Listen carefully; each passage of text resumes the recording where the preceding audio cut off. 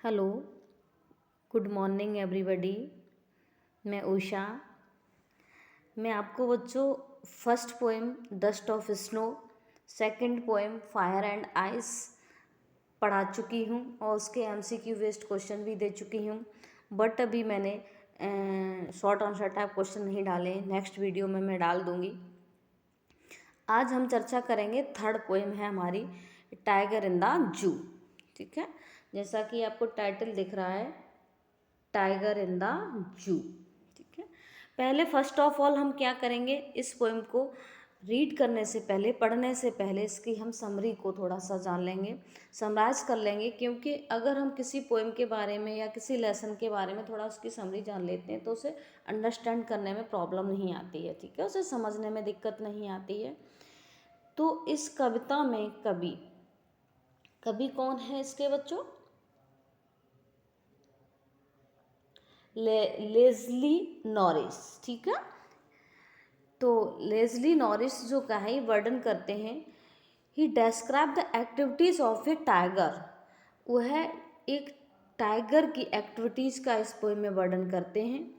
वो इमेजिन करते हैं, कल्पना करते हैं कि जब टाइगर जू में होता है तो उसकी एक्टिविटीज़ क्या होती हैं, जब वो जंगल में होता है तो उसकी एक्टिविटीज़ क्या होती हैं, और जब वो पिंजड़े में होता है, केज में होता है तो उसकी एक्टिविटीज़ क्या होती हैं। तो what is the activities according to the situation of the tiger. ठीक है, टाइगर की सिचुएशन के अकॉर्डिंग क्या क्या एक्टिविटीज़ होती है, कहाँ पर वो किस तरह की एक्टिविटीज़ करता है। ठीक है, और इस पोएम में कवि ने बताया है कि जब एक जानवर, यहाँ पर एक पैथेटिक कंडीशन और एक एगोनी ऑफ द एनिमल्स, जो जंगल के जानवर होते हैं उनके दुख का वर्णन किया है कि जब वो एक पिंजड़े में होते हैं तो उन्हें कितना दुख होता है, और जब वो फ्री उनकी लाइफ होती है इन द जंगल तो वो उस तरह किस तरह की लाइफ होती है। तो कितना, जब वो एक ह्यूमंस के द्वारा केज कर लिया जाता है तब वो कितना असहाय होता है और उसकी कंडीशन क्या होती है, ये सब इमेजिन करता है पोइट। ठीक है, तो हम इस पोएम को पढ़ेंगे बच्चों, थोड़ा सा देखेंगे, चलेंगे। ठीक है, तो फर्स्ट स्टेंजा है हमारा।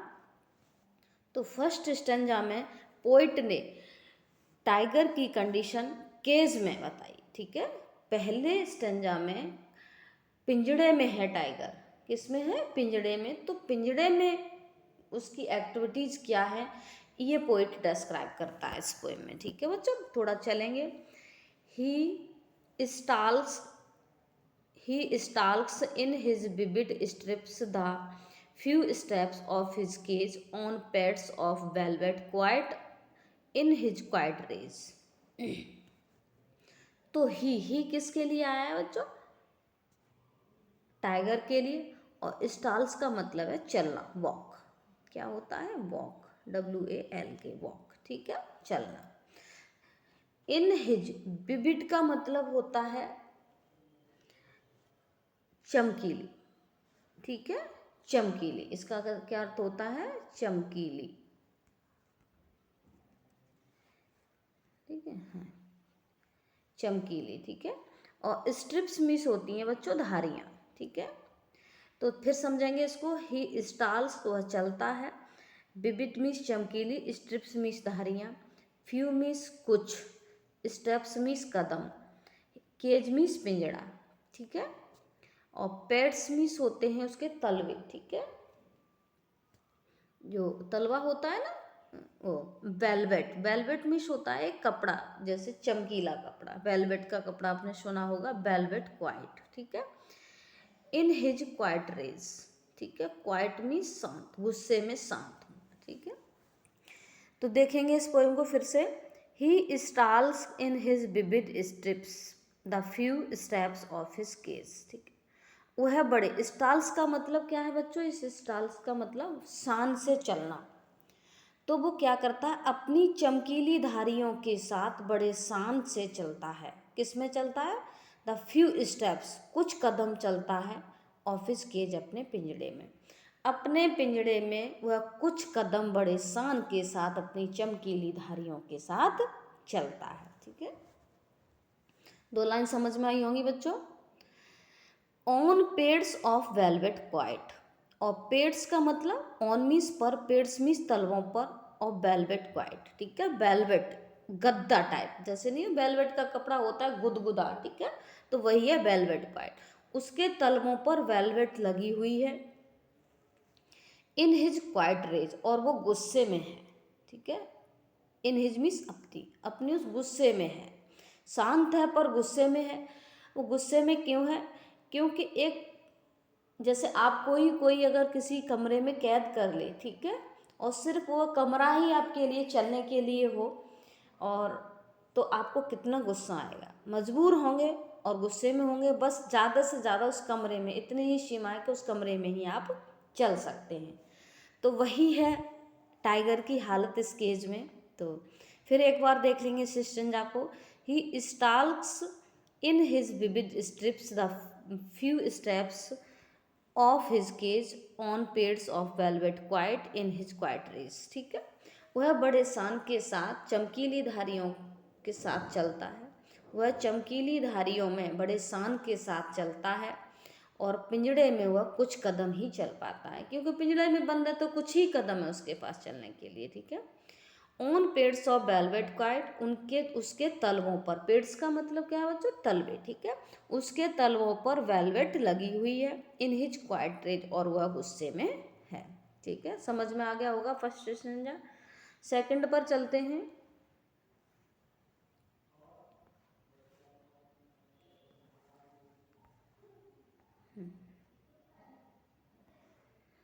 सेकंड स्टैंजा को देखेंगे बच्चों।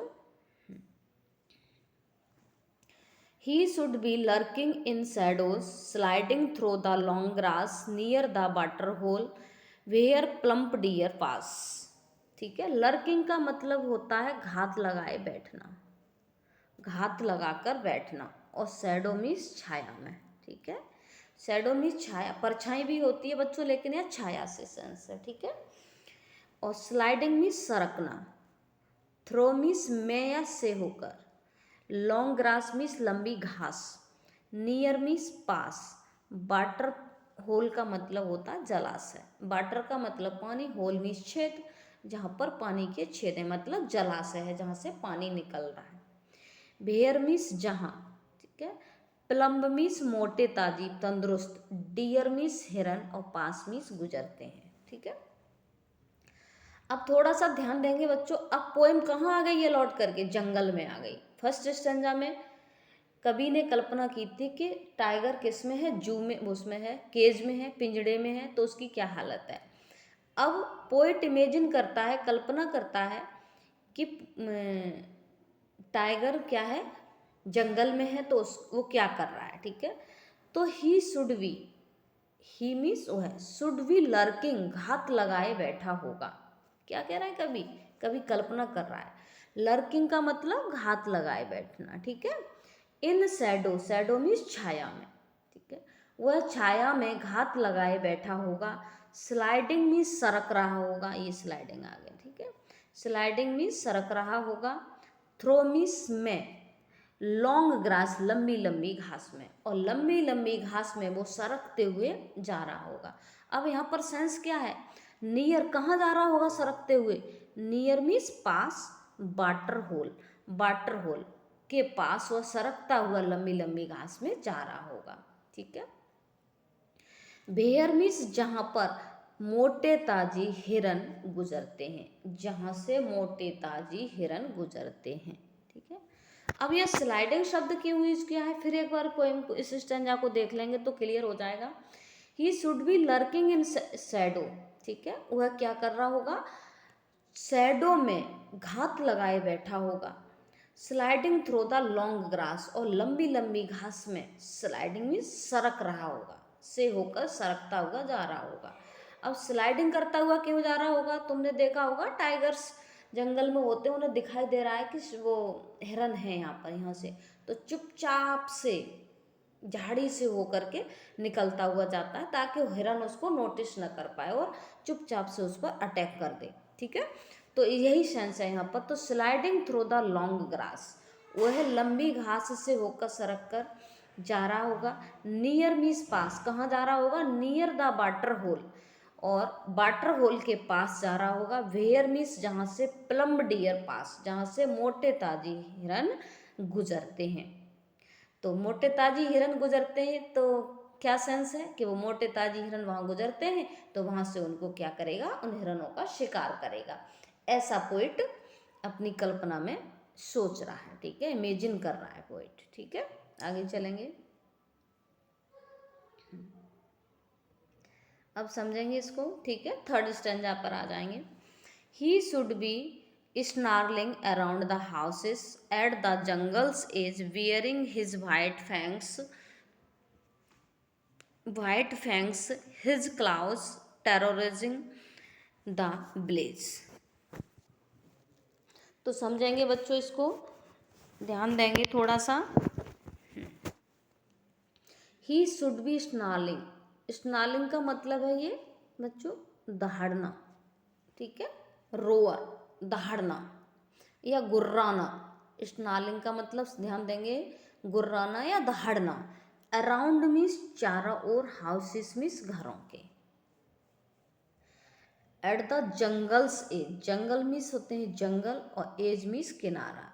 क्या होते हैं, किनारे, जंगल का किनारा होता है तो जंगल के किनारे पर क्या होते हैं, जंगल के किनारों पर जो गांव बसे होते हैं, वहाँ का सीन, वहाँ के सीन की इमेजिन कर रहा है पोइट कवि, ठीक है।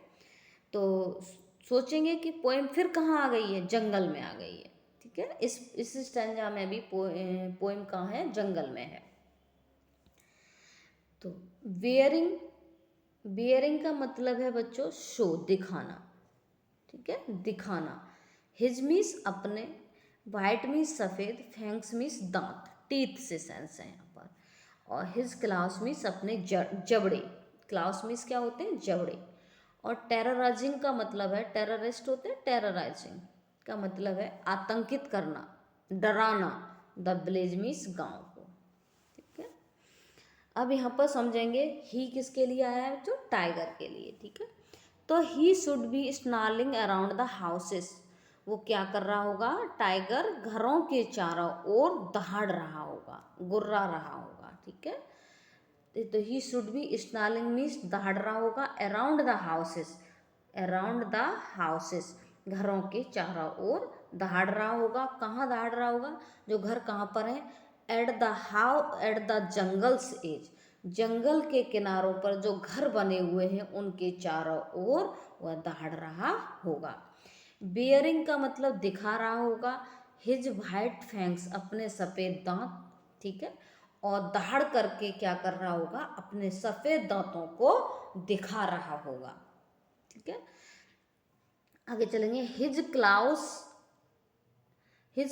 टेरराइजिंग, टेरराइजिंग का मतलब है आतंकित करना या डराना। द विलेज मीन्स गाँव को, ठीक है। और अपने जबड़ों से गांव वालों को या गांव को डरा रहा होगा, ठीक है। हिज क्लाउस का मतलब अपने जबड़ों से, टेररिज्म का मतलब डराना या आतंकित करना, और विलेज मीन्स गांव वालों को, ठीक है। तो फिर देखेंगे एक बार इस पोएम को, फिर इस स्टैंजा को एक बार देख लेंगे। He should be snarling around the houses at the jungle's edge, ठीक है। वह जंगल के किनारों पर बने हुए घरों के चारों ओर दहाड़ रहा होगा। इन यहाँ से लेकर के यहाँ तक 2 लाइन का अर्थ एक साथ निकलेगा बच्चों, ठीक है, यहाँ तक, ठीक है। तो क्या होगा यहाँ से अर्थ, जंगल के, वह जंगल के किनारों पर, जंगल की साइड्स पर या किनारों पर जो घर बने हुए हैं उन घरों के चारों ओर दहाड़ रहा होगा।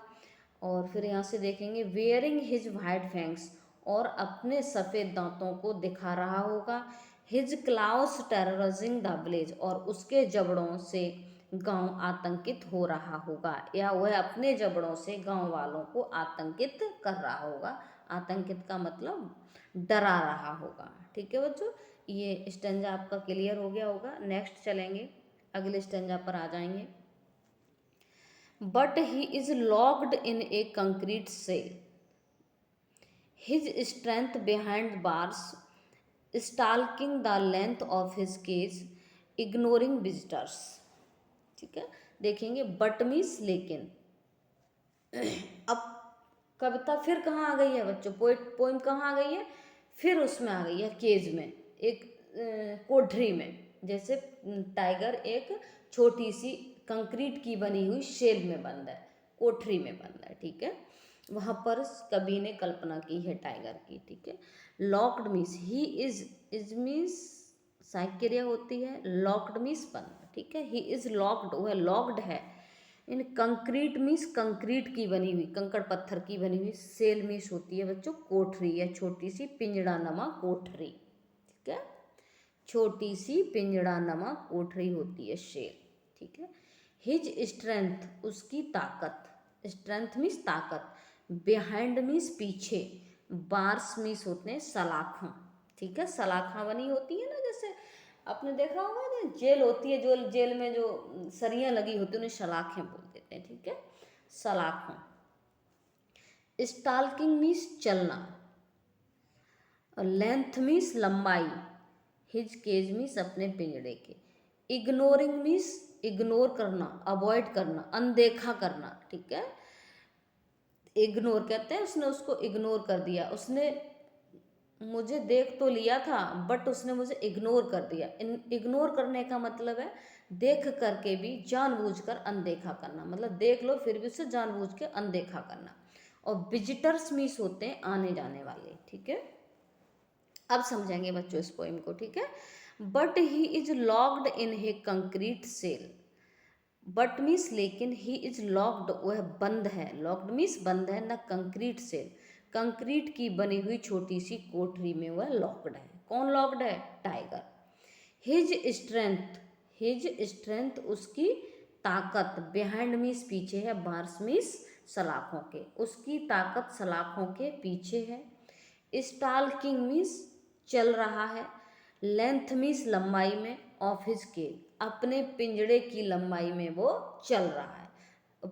और इग्नोरिंग द विजिटर्स, और आने जाने वालों को इग्नोर कर रहा है, अनदेखा कर रहा है। अब वो जानता है किस में बंद है, कंक्रीट सेल में बंद है, और उसकी जो ताकत है किसके पीछे है, किसकी सलाखाओं में बंद है, सलाखों में बंद है। तो stalking the length of his cage, वह अपने पिंजड़े की लंबाई में ही चल रहा है, मतलब जितनी लंबाई चौड़ाई में पिंजड़ा है उतनी लंबाई चौड़ाई में वह चल रहा है। और इग्नोरिंग द विजिटर्स, और जो आने जाने वाले हैं उनको इग्नोर कर रहा है। जैसे पिंजड़ा कहीं बना होगा, कंक्रीट सेल बनी होगी, ठीक है, तो वह उस पिंजड़े में से रास्ता दिखाई दे रहा है, तो उस रास्ते पर जो आने जाने वाले लोग हैं उनको क्या कर रहा है, इग्नोर कर देता है जानबूझकर। उसे मालूम है, क्यों इग्नोर कर रहा है, कि उसे मालूम है कि मैं कहाँ हूँ, अभी केज में बंद हूँ, सलाखों में बंद हूँ। तो ये वैसे अगर खुला होता तो आने जाने वालों को क्या कर देता, उसको अटैक कर देता, अपना शिकार बना लेता। लेकिन उसे मालूम है कि मेरी तो इग्नोर करने में ही भलाई है, क्योंकि मैं इस पिंजड़े में बंद हूँ, ठीक है। तो क्लियर हो गया होगा बच्चों, ठीक है। आगे चलते हैं, ये हमारा लास्ट स्टेंजा है, तो लास्ट स्टेंजा है, थोड़ा समझ लेंगे। ही hears the last voice at night, the patrolling cars and stars with his brilliant eyes at the brilliant stars। समझेंगे। ही मीन्स किसके लिए आया है, टाइगर के लिए। हेयर्स मीन्स सुनता है, लास्ट वॉइस अंतिम आवाज, ठीक है। लास्ट मीन्स अंतिम, वॉइस मीन्स आवाज, और नाइट मीन्स रात में, ठीक। पेट्रोलिंग मीन्स पेट्रोल से चलने वाली कार्स, ठीक है। अब इस स्टेंजा में भी पोएम कहाँ पर है, केज में है, पिंजड़े में है, ठीक है। यहाँ भी कवि क्या कर रहा है कि एक केज में, पिंजड़े में बंद टाइगर की कल्पना कर रहा है। एंड स्टार्स, स्टार्स मीन्स मतलब तारे, ठीक है। नहीं स्टार्स नहीं, स्टेयर्स है, सॉरी बच्चों, ठीक है, सॉरी, स्टेयर्स घूरना। ब्रिलियंट आइज, अपनी ब्रिलियंट अच्छी तेज आंखों से, ब्रिलियंट का मतलब है तेज आंखों से, ठीक है, क्योंकि टाइगर की आंखें बहुत तेज होती हैं, बहुत जल्दी अपने शिकार को देख लेता है, अच्छी चमकीली तेज, ठीक है। At the brilliant stars, brilliant stars मतलब अच्छे तारों को। अब देखो, he hears the last voice at the night the patrolling cars, वह क्या करता है, रात में पेट्रोल से चलने वाली कार की आवाज़ को सुनता है। वहाँ पर क्या है, पिंजड़ा जहाँ पर बना हुआ है वहाँ पर क्या है, रोड्स बने हुए हैं, वहाँ पर ट्रैफिक होता है, ट्रैफिक की आवाज़ें आती हैं, तो वो क्या करता है, पेट्रोलिंग कार्स की रात में आवाज़ों को सुनता है। एंड स्टेयर्स मीन्स घूरता है। स्टेयर्स का मतलब क्या है बच्चों, घूरना या देखना। With his brilliant eyes, with means से, हिज मीन्स अपनी, ब्रिलियंट आइज मीन्स तेज आंखों से क्या घूरता है, ब्रिलियंट स्टार्स। रात में क्या करता है, जो तारे आकाश में ब्रिलियंट, अच्छे सुंदर तारे जो चमक रहे होते हैं आकाश में, उनको वह घूरता है। ठीक है बच्चों, तो ये पोएम मुझे उम्मीद है कि आपको समझ में आई होगी। ठीक है, फिर भी कहीं प्रॉब्लम होती है आपको तो आप कमेंट्स के थ्रू कुछ अपनी समस्या को लिख करके भेज सकते हैं, ताकि आई कैन सॉल्व इट में से सॉल्व कर सकूं। और थोड़ा सा इसके MCQ बेस्ड क्वेश्चंस को भी समझ लेंगे। MCQ फर्स्ट क्वेश्चन होगा हमारा बच्चों MCQ बेस्ड क्वेश्चन में, the poem draws a contrast between that dash and that dash. ठीक है, तो पोएम जो है किस किस के बीच में ड्रॉ की गई है, किस किस के बीच में इसका वर्णन हुआ है। तो एनिमल्स फर्स्ट है हमारा, एनिमल्स ह्यूमन बीइंग्स, एनिमल्स और ह्यूमन बीइंग्स के बीच में तो हुई नहीं है। बी है हमारा टाइगर इन ए जू, टाइगर इन द जंगल या फॉरेस्ट। ठीक है, तो यही हमारा हो जाएगा बी। ठीक है, कहाँ वर्णन हुआ है टाइगर का, टाइगर इन द जू और टाइगर इन द फॉरेस्ट। ठीक है, ये होगा। टाइगर इन द जू और ह्यूमंस के बीच में तो हुआ नहीं है, सी है इसका। तो human tigers in the forest इसके बीच में नहीं हुआ है, तो इसका हमारा बी हो जाएगा कि टाइगर का वर्णन किस किस के बीच में पोएम को वर्णित किया गया है, टाइगर इन द जू और टाइगर इन द फॉरेस्ट। तो अब सेकंड क्वेश्चन पर चलेंगे बच्चों। सेकंड क्वेश्चन होगा हमारा, what has been personified in the poem. Poem में किस किस को किस चीज़ को पर्सोनिफाइड किया गया है, किसको पर्सोनिफाइड किया गया है, टाइगर को, फॉरेस्ट को और जू को।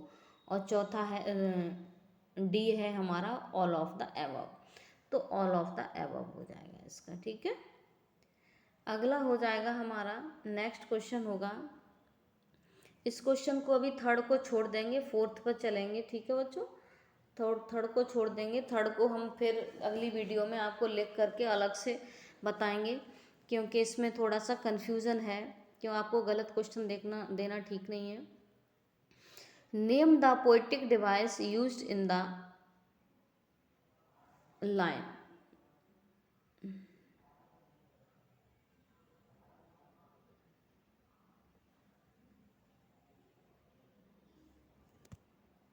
ठीक है, name the poetic device used in the line on the pads of velvet quite.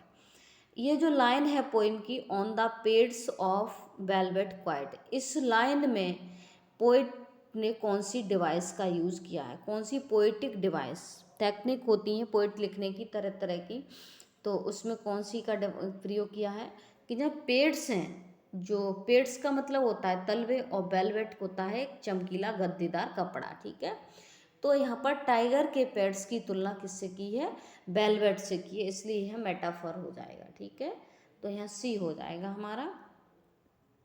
अगला क्वेश्चन होगा हमारा